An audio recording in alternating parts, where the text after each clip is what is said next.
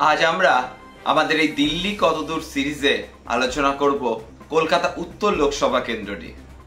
আপনারা যারা এর আগে দিল্লি কতদূর সিরিজের ভিডিওগুলি দেখেছেন আপনারা তো জানেনই, আর যারা এখনো পর্যন্ত এই সিরিজের ভিডিও দেখেননি তাহলে তারা রূপক অর্থে চ্যানেলের দিল্লি কতদূর প্লেলিস্টে গিয়ে আপনারা আগের ভিডিওগুলো দেখে নিতে পারেন। এবার এই কলকাতা উত্তর বলতে আমাদের উত্তর কলকাতা বলতে কি মনে পড়ে? বাগবাজার ঘাট, দুর্গাপুজো, কুমোরটুলির পুজো, কুমোরটুলি, এই সমস্ত কিছু। আবার এই কলকাতা উত্তরের রাজনীতি নিয়েও আমাদের চর্চা করতে হবে। এই কলকাতা উত্তর চিরাচরিতভাবে বাম বিরোধী রাজনীতির সঙ্গেই থেকেছে। মাঝে মাঝে কিছু সময় সেটা বামপন্থীরা জিতলেও ট্র্যাডিশনালি এই আসন বাম বিরোধীদের সঙ্গে। যদি এই কলকাতা উত্তর আসন 2009 সালের আগে ছিলই না, ছিল কলকাতা উত্তর পূর্ব আর কলকাতা উত্তর পশ্চিম। তারপরে তৈরি হয় 2009 সালে কলকাতা উত্তর। 2009 সাল থেকে এই আসনে টানা জিতে আসছেন সুদীপ বন্দ্যোপাধ্যায়। 2019 সালে সুদীপ বন্দ্যোপাধ্যায় জিতেছিলেন 1,27,000 ভোটে। সেইবার তার প্রাপ্ত ভোট ছিল 50%, আর বিজেপির ভোট ছিল 37%। উল্টো দিকে বামেদের ভোট ছিল 7% আর কংগ্রেসের ভোট ছিল 3%।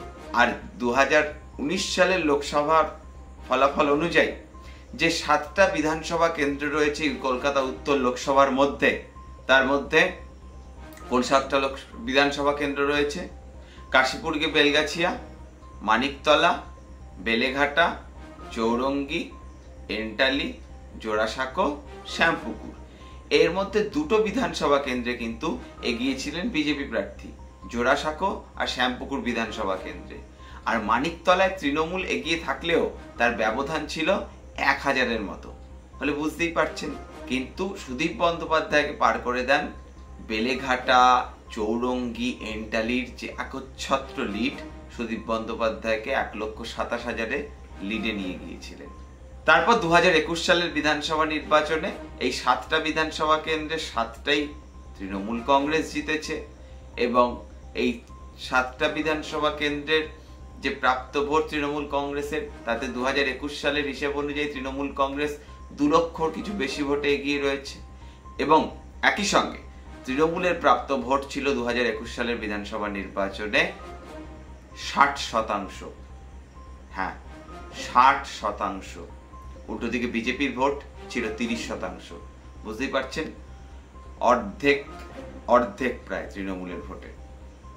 আর সংযুক্ত মোর্চা বাম কংগ্রেসের মিলিত ভোট ছিল, আইএসএফ এর প্রার্থী ছিল এন্টালি কেন্দ্রে, তো সব মিলিয়ে ভোট ছিল 9% মতো।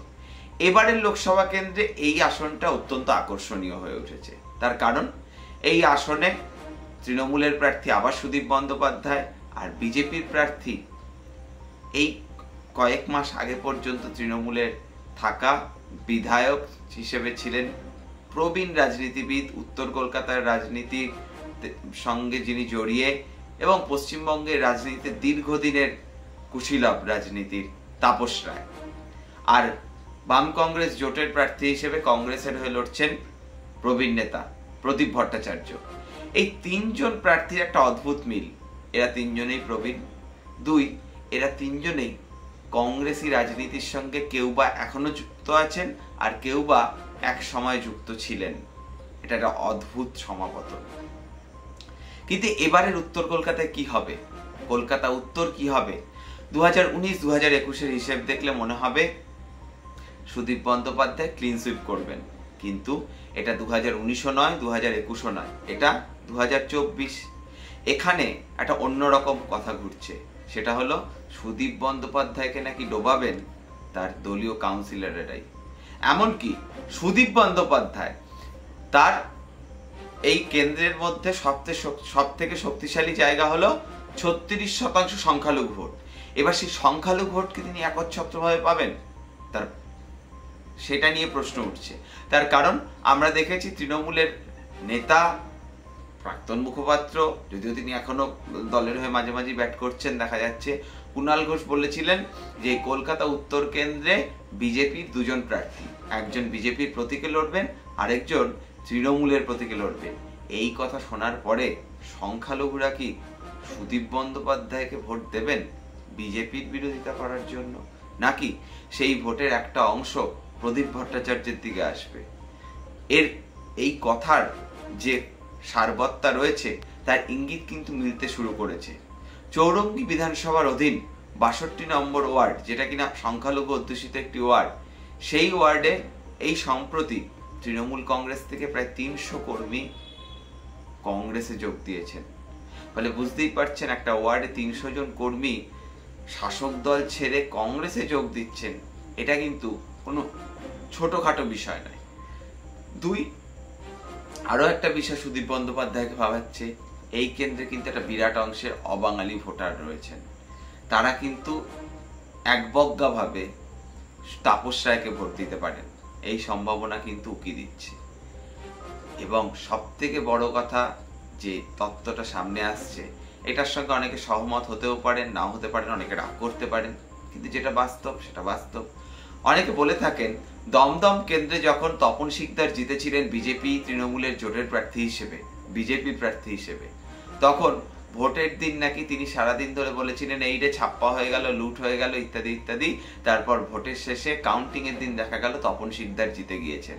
অনেকেই বলে থাকেন, অনেকে সেই নির্বাচনে উপরে সিপিএম এর জার্সি পরে ভোটটা বিজেপিকে দিয়ে দিয়েছিলেন, তার কারণ সিপিএম এর গোষ্ঠী রাজনীতি। ঠিক তেমন ভাবে এই উত্তর কলকাতা কেন্দ্রে বা কলকাতা উত্তর কেন্দ্রে, আপনি যাই বলুন না কেন, এই কেন্দ্রে কিন্তু এবারে এই সম্ভাবনাটা প্রকট হচ্ছে।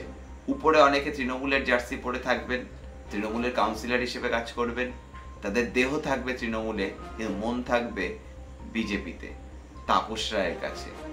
এই তত্ত্ব যদি কাজ করে, তাহলে সুদীপ বন্দ্যোপাধ্যায়ের প্রাক্তন সাংসদ হওয়া কেবলমাত্র সময়ের অপেক্ষা।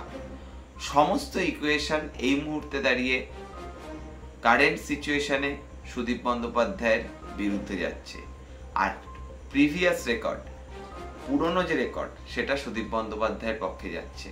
এবার এখানে উপরে যেটা মনে হচ্ছে যে তৃণমূল অ্যাডভান্টেজ, ৩৬% সংখ্যালঘু ভোট রয়েছে, এতজন কাউন্সিলর রয়েছেন, সেই উপরে যেটা মনে হচ্ছে সেটাই যদি ভোটের দিন বাস্তবে তৈরি হয়, তাহলে সুদীপ বাবু জিতবেন। কিন্তু যদি অঘটন ঘটে, যদি উপরে তৃণমূল ভিতরে পদ্মফুল, যেটার কথা আমরা বলছি, সেই ঘটনা ঘটে যায়, তাহলে তাপস রায় জিতে যাবেন। বাম কংগ্রেসের প্রাপ্ত যে ভোট ছিল ৭ আর ৩ যোগ করলে ১০, সেই ১০% কতটা বাড়বে সেটাও এখানে দেখার। কারণ প্রদীপ ভট্টাচার্য যদি চৌরঙ্গী, এন্টালি এবং বেলেঘাটার বিস্তীর্ণ অঞ্চলে যে সংখ্যালঘু ভোট রয়েছে সেখানে ভাগ বসান, সেটাও সুদীপ বন্দ্যোপাধ্যায়ের জন্য আশঙ্কার কারণ। একই সঙ্গে এই কেন্দ্রের কাশীপুর, বেলগাছিয়া, বেলেঘাটা, এই সব অঞ্চলে ভোটের দিনে কেমন ভাবে হয় সেটাও দেখতে হবে। কারণ আমরা অতীতে দেখেছি এই বেলেঘাটা, কাশীপুর, বেলগাছিয়া ভোটে বারবার উত্তপ্ত হয়ে উঠেছে, ফলে সেইটাও এখন দেখার। তবে এই কেন্দ্রের রেজাল্ট কি হবে তা ভোটের দিন দেখেও হয়তো বোঝা যাবে না। একেবারে কাউন্টিং এর শেষ রাউন্ড ছাড়া এই কেন্দ্রের রেজাল্ট কি হবে তা বলা বড্ড শক্ত। আপনাদের কি মনে হয় এই কেন্দ্রে কে জিততে চলেছে? জানান কমেন্ট বক্সে।